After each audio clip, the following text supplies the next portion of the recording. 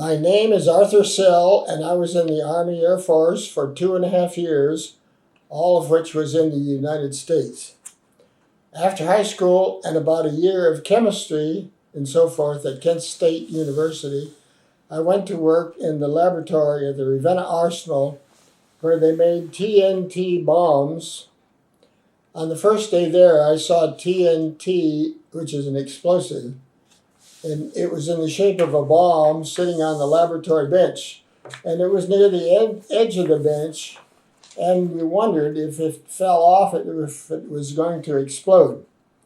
But I learned that it wouldn't hurt if it did fall, as it needed a powerful detonator to make it explode.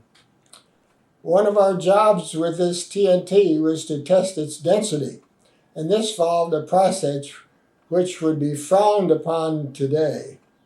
We would dunk a cube of TNT into a glass filled with mercury, press it down with a glass plate, spill the mercury into a dish, and determine its weight. Excuse me, Art. Yeah. In light of that, could you describe possibly the size of the bomb that was sitting on the bench Well, top? the one that I can remember was about so high, and it was shaped like a little bomb, and it was a yellow TNT, and TNT melts, and it can be shaped into any shape, but this particular one was in the shape of a bomb, and it was sitting pretty close to the edge.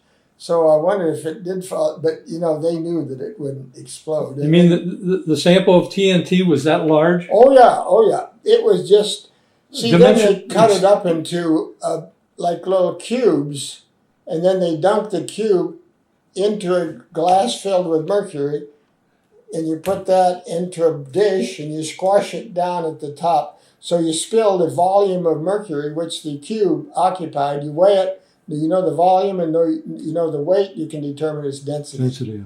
But then the point that I was trying to make is, nowadays, if you break a little thermometer, they make all kinds of fuss about it, and you got to go out of the house or something. Here I was breathing mercury vapor every day for a year or more, a good bit of the time of my 8-hour shift, and I'm still living at 90. Let's put it that way. Okay. I was drafted into the Army in September 1943.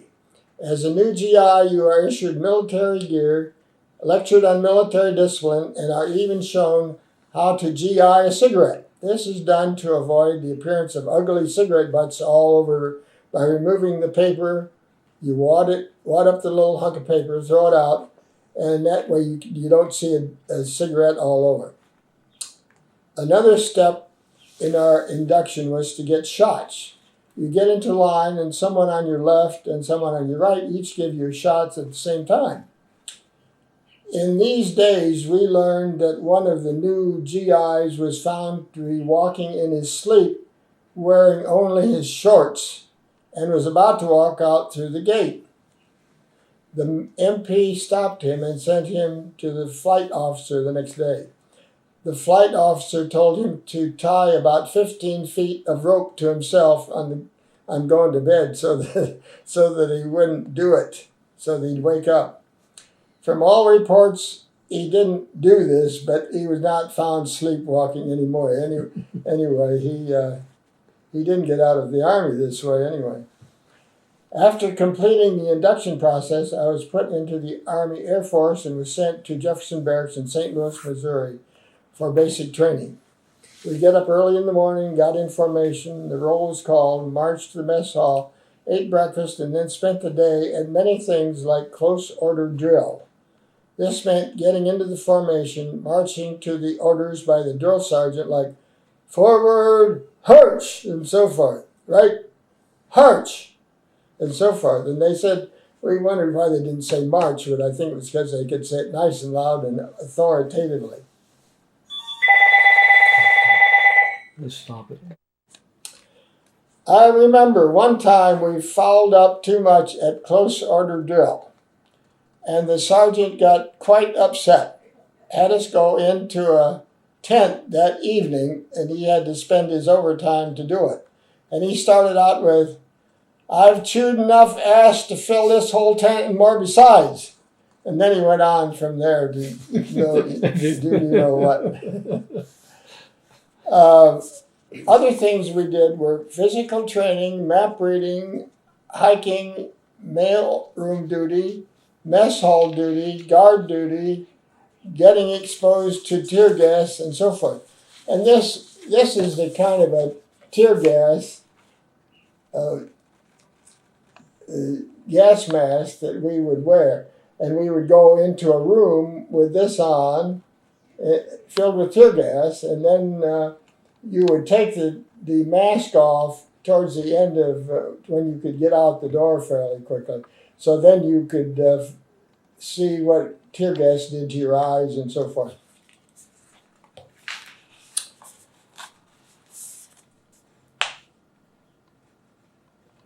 Mess hall duty consisted of getting up about 3 a.m. in the morning, scrubbing floors, operating the China clipper, which was a steam cleaning the metal food trays, peeling like 350 pounds of potatoes, 3 bags of carrots, 3/4 bag of onions, cut up celery, make 1,300 donuts, slice 30 pounds of butter, carry in water for the coffee, clean the latrines, and so forth. And I knew these numbers from letters that I would send to my mother that she saved, and I have now, and I read a few of them, so I saw the 350 pounds of potatoes and so forth. How often would you pull KP? Well, I don't remember, but probably every a week or two. I really can't remember how often. It's not bad. We lived in small huts. This is one of them here. And we had to perform guard duty in order to make sure that the fires would keep burning during the night and that other problems didn't occur. We'd go in 2-hour shifts and then could go back to bed for a few hours and then come back to work for a couple more hours. And in these huts, if the snow would come that particular night, oftentimes we would find snow on the top bunks. So it came through underneath the roof. We were occasionally assigned to guard duty for the 2-hour shifts to prevent fires and so forth. We practiced marksmanship by firing a carbine at targets. If you missed a target, they waved a flag and yelled, "Maggie's drawers," and you knew you missed the target altogether. If you made a good enough score, you were given the award of sharpshooter, for which you were given the sharpshooter medal. Art, in light of that, did you qualify with the Springfield or was it M1 Grand? No. We had a carbine. We didn't use the Springfield. Okay. We used the carbine, yeah. One of our hikes was for 20 miles in which we carried a shelter half, which was half of a small tent. We combined it with someone else's to sleep in overnight. In the morning, you shaved without the benefit of a mirror. And also then on that hike, we got to fire a handheld machine gun. And that machine gun would tend to lift up as you fired it, and you had to be aware of that when you fired machine guns. On one hike, as we crossed over the stream, one of the instructors fell off the log, which we got kind of a kick out of. I was scheduled to go to Butler University in Indianapolis, Indiana, which was one of the college training detachments used in preparation to become a pilot, bombardier, or navigator. However, in going through the line to check our health, they found a rash on my chest indicating that I had the measles. I was therefore put in the hospital and had to listen to Maresy Dotes and Dozy Dotes and Little Lambsy Diver until I was 5 days without a fever. Were there many guys in your quarantined area with measles? Oh yeah. Well, with something. I don't know what they all had. After getting out of the hospital, I was sent to Kent State University, Kent, Ohio, and this happened to be my hometown, but wasn't of any advantage to me since we had to remain at school. We studied physics, trigonometry, history, geography, civilian air regulations, and 4 hours of flight instruction. I took notes on those flying lessons, which I still have today, and I wrote down these notes that I had gotten. First of all, you check the gas and oil level. Make sure the chocks are in front of the wheels so that when you start the plane, it doesn't move forward into the guy turning the propeller. Put on your parachute. Fasten your safety belt. The prop man will say gas on, switch off, throttle closed, carburetor heat off. After turning the engine over several times, the prop man will say contact. You say contact and turn on the switch. Hold the stick back as the prop man turns the propeller to start the engine. Turn the carburetor heat on after the engine is started and taxi slowly in S turns while watching out for other planes. Stop the plane in a position to watch for incoming traffic. See that the stabilizer is at neutral and that both magnetos are working properly. Oil pressure should be about 60 psi, I assume, and at a proper temperature, and the altimeter is 0. Turn the carburetor heat off before starting a takeoff. Did you have very many flights in the Piper Cub? Oh, well, we took an hour. I took 4 hours of flight training, and you'd take an hour at a time. So you would fly in that hour. So I flew 4 times, basically. And the one time he took me up and he did a stall, you keep going till the plane nose drops, and then it spirals down, and you see the earth spiral below you, and then he can bring it out of the spiral and straighten out. You got to know what you're doing when you do that. Maybe don't hold your paper so high. There you Okay. go. In making turns, the rudder and the stick are moved in the same direction as the desired turn, and at the same time, so the plane neither slips nor skids. On turning the flying over to me, I had a number of problems, one of which was making too steep. I was trying to turn the plane too steeply, and it wouldn't be good. So that was I mounted my 4 hours of flight training. After about 8 weeks, we got word that 40,000 of us were being washed out at the convenience of government. Apparently they had enough pilots, bombardiers, navigators. And so they sent me to Harlingen Air Force Base in the lower tip of Texas to attend aerial gunnery school. We learned to separate the 50 caliber machine gun into all of its many parts and put them back together again. We also had to field strip the gun blindfolded. This meant separating just the big parts and then putting them back together all blindfolded. We were sent to gunnery range along the Gulf Coast to practice firing the 50 caliber at a moving target. They would fasten this, a sheet onto a couple of 4x4 posts, putting one post in the back and one post in the front of a Jeep. And there were 2 Jeeps, both of which had these sheets on them. And then the guy that would be starting the Jeeps, he would start it, and then he would jump out because he wasn't going to stay there while they're firing.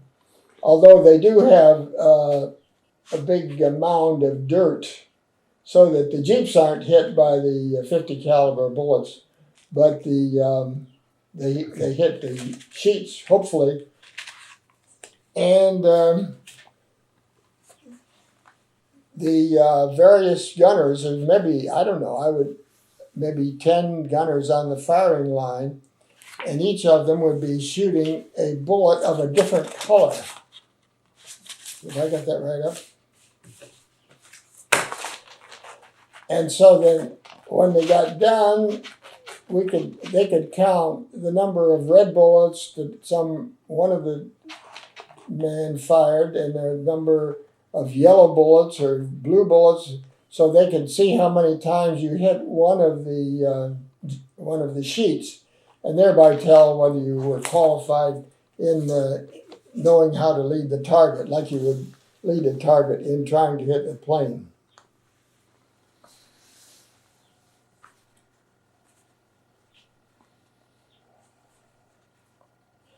And while we were down there at the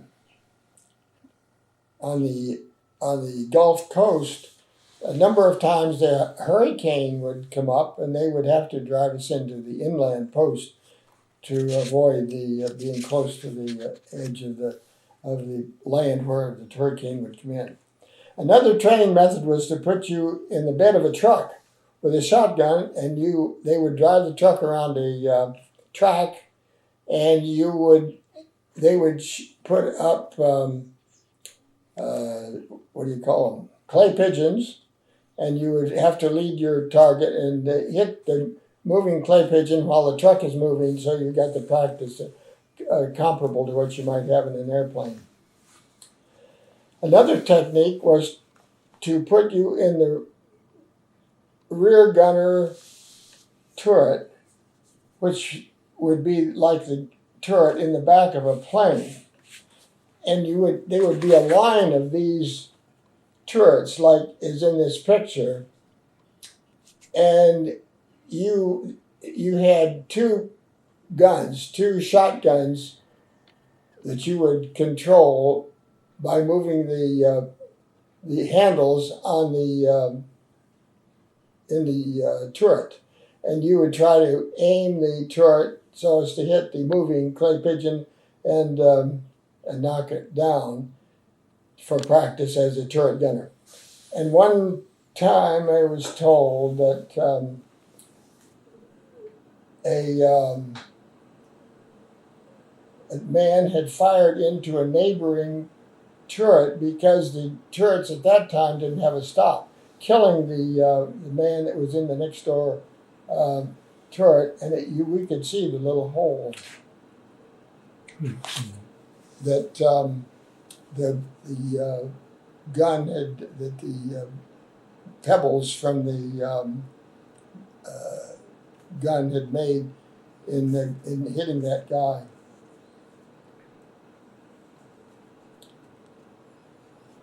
And when you do fire these 12 and 50 calibers, you fire in single bursts of 12 bullets at a time to avoid heating the barrel up too high. If the barrel gets too hot, it will bend. And they showed a case where this happened, and the bullet had gone right out through the side of the barrel, like it was made out of cheese.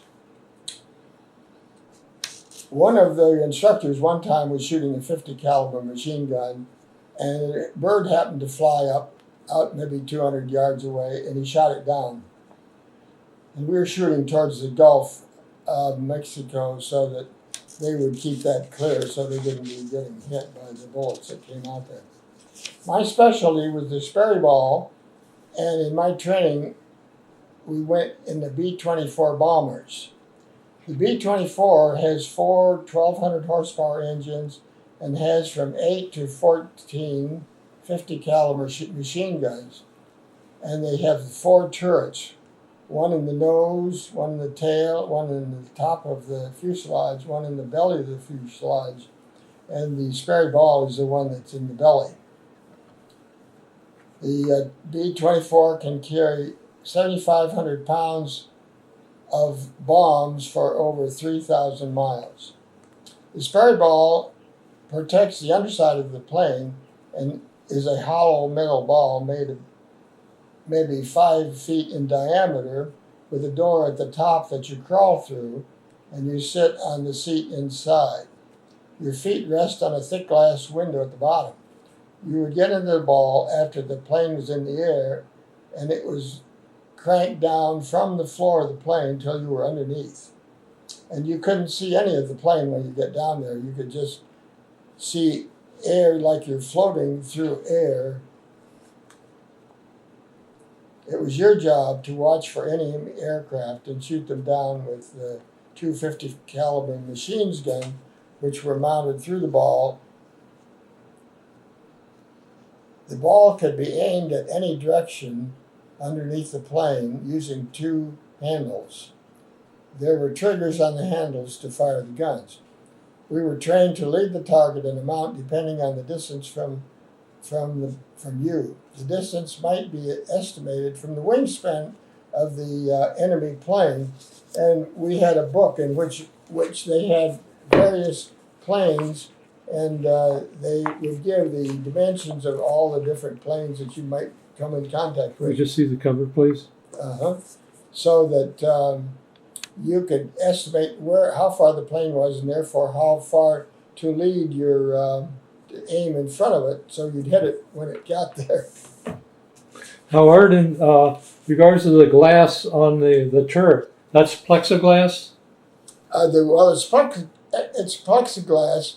It's covering you, yeah. Right.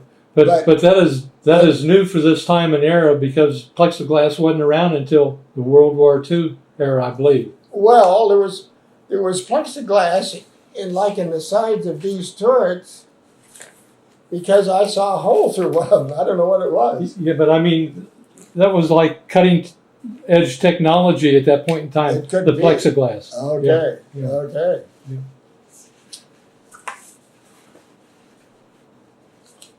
Yeah. This is the Sperry ball in a B-17. You can see the ball here.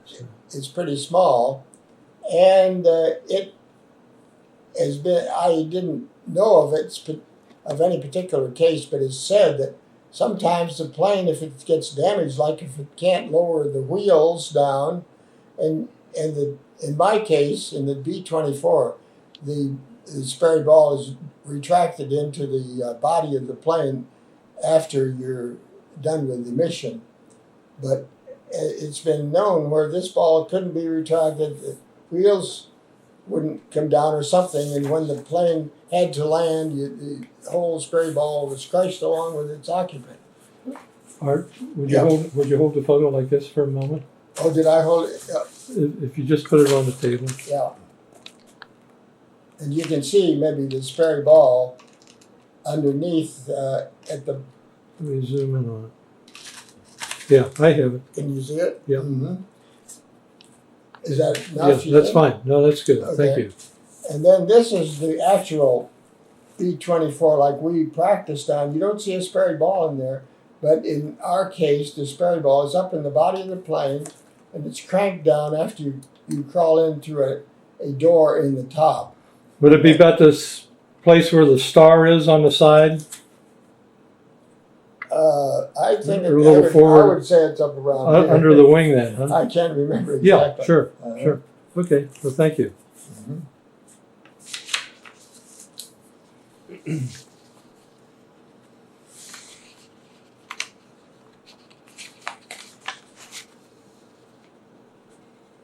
I guess I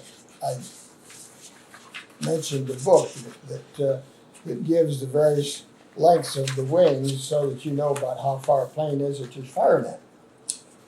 One time, while we were taking off in the B-24, the pilot's seat came loose, and a couple of the guys had to hold it in place while they were taking off. Even so, the co-pilot had to do most of the taking off.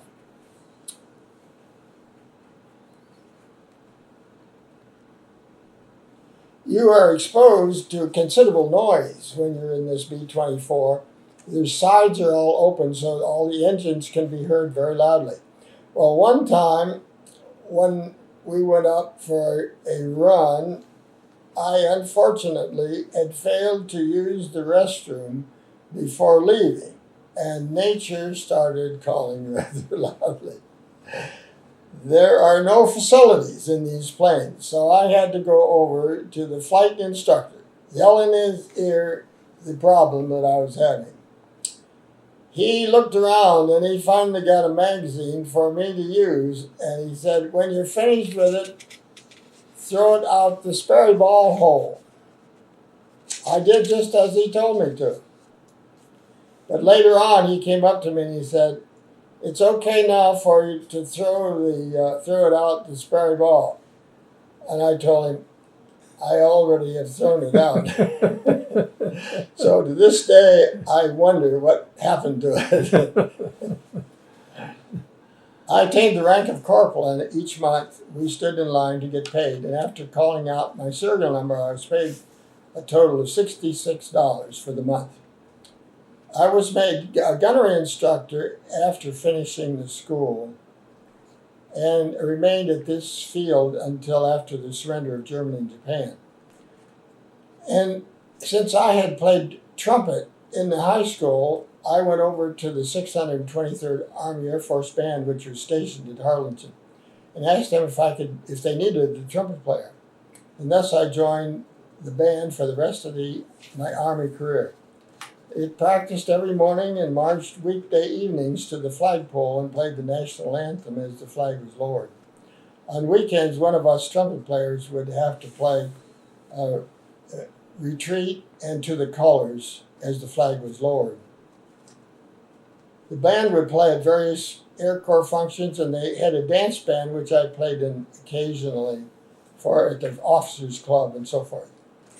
At one point, a tuba player was discharged, and I was chosen to replace him. The tuba is a lot heavier than a trumpet, so it was a lot different for me. It had both fingering. It was a lot heavier. It required a lot more air. We had quite a lot of free time after the war was over, and a number of us loved to play tennis. And there was a major who was also interested in tennis. He arranged for a group of us to go to Monterrey, Mexico, to play their team down there. And we stayed there overnight, costing us $1 to stay in the hotel down there. Our drive down there and back was rather interesting. At one point, we drove through a stream of water where a Mexican woman was doing her wash in the stream. And also, as we drove by, we could see huts, thatched huts with naked kids running around down in Mexico. Our team traveled to several bases, including Smyrna, Tennessee, Laredo, Texas, Houston, Texas, and so forth, to play other teams. Excuse me, or was that by bus, or since you were in the Army Air Corps? We flew, yeah. You we flew did, generally, wow. Yeah. Very nice. Yeah, that was good. By what? DC-3s? I'm not sure whether anymore what it was. I don't remember that It'd be a much. pretty big plane to take the band. Oh no, it was a tennis team. Excuse me, Yeah, so it wasn't maybe, but no, that was my fault. a few of us. Yeah. I met two GIs that returned from flying missions overseas. Their last name Milliken and McLean were their last names, and the three of us bought I want to tell that later. The three of us went on a hitchhike to Corpus Christi, Texas, on a 3-day pass. We got about 30 miles to Raymondville, but gave up trying to go further through this big King Ranch since there was not much there and not many cars were traveling. And after a couple of hours holding our thumbs out, we gave up. And we even went to the nearby police station to see if they wouldn't let us stay there overnight. No, the state hotel didn't have anything. So we didn't know what to do, but we finally wandered the streets, came to a church with open doors. Inside there was a gas heater, and we turned it on to warm up, and we found some bench cushions on some of the benches, put them in front of the heater, and slept there until 7 a.m. in the morning. And the only thing I remember about Corpus Christi on that trip was they had these birds that would fly right over your head, maybe 3 feet above, and you'd throw them crumbs of bread, and they would grab it and stay right there. The three of us got together and bought us a 1936 Hupmobile. And there it is, with a running boards and all. So that required a good bit of our time. We paid $150 for it, and it needed new bearings, and so we were able to work on it there on the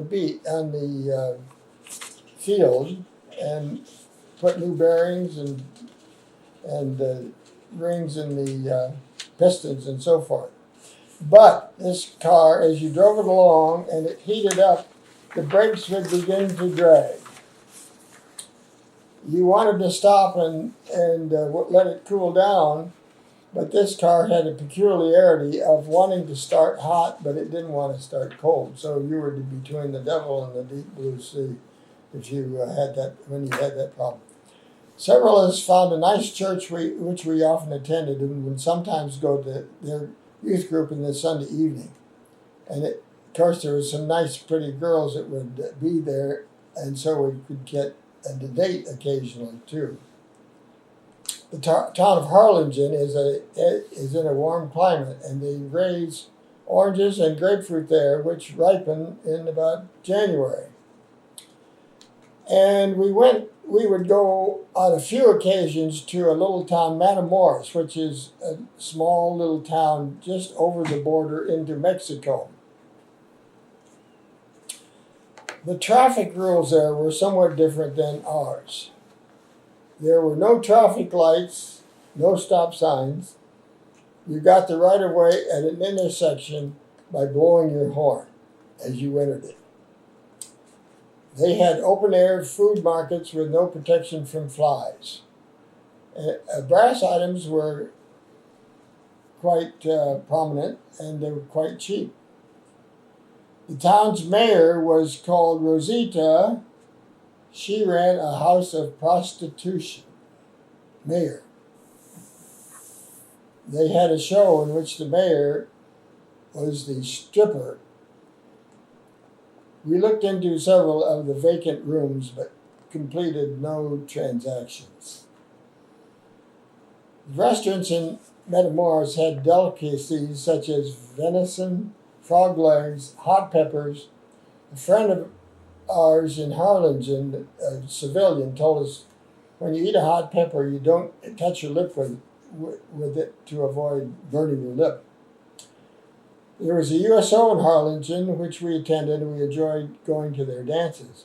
They also had a dark room where we could develop films and print our pictures. Therefore, after the war, we found plenty to do with tennis, automobile repairs, Matamoros visit, the USO, movies, swimming games with swimming and games with girls at the church, band practice, and playing bugle calls to lower the flag, and so forth. I was transferred from Harlingen to San Antonio on February 4th, 1946, and still had the old automobile, which I was able to get there, luckily. And I was able to sell it for $75 and was able to send each of the other two their $25 since they had been discharged, so they were back home.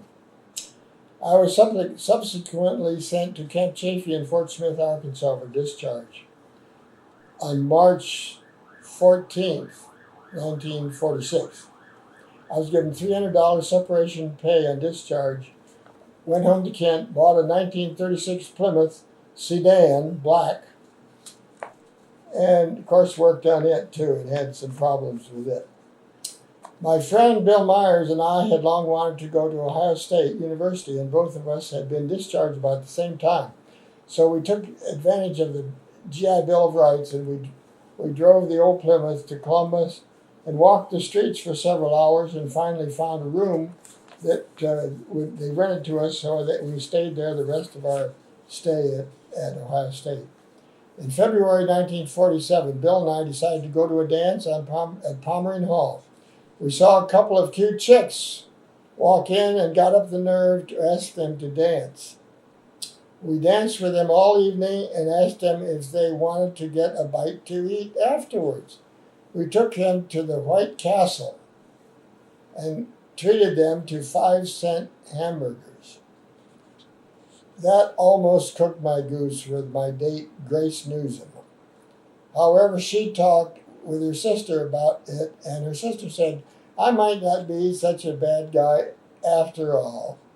And we wound up getting married 10 months later in December of 1947. I worked as a chemist for 38 years, helped Grace a little bit in raising our 3 boisterous but great kids, Barbara, Jim, and Bob, and retired and played in a number of bands. I lost my dear wife in 2008 after 61 years of marriage. 3 years later, in 2011, I got a date with Dottie Mello, whom Grace and I had known at church for about 40 years. Her husband had died in 2000, and we decided to take the big plunge and got married. She's a spry 87, and I'm a little less spry 90, but at least I'm still moving around. So that's about it. Have any other comments, Art, you'd like to make? Well, not particularly. Do you think of something that I should reveal here? I don't know. I don't know of any. I read a number of the letters that I had sent to my mother and my sister at Kent. And it was interesting to read because I'd forgotten most of it. My brain is tending to be forgetful, and so there's a lot of stuff I didn't remember. But I did remember about the 350 pounds of the. I didn't remember about the 350 pounds of potatoes, but I did get it from the letters. So I learned a few things from them. So that's about all I can say, I guess.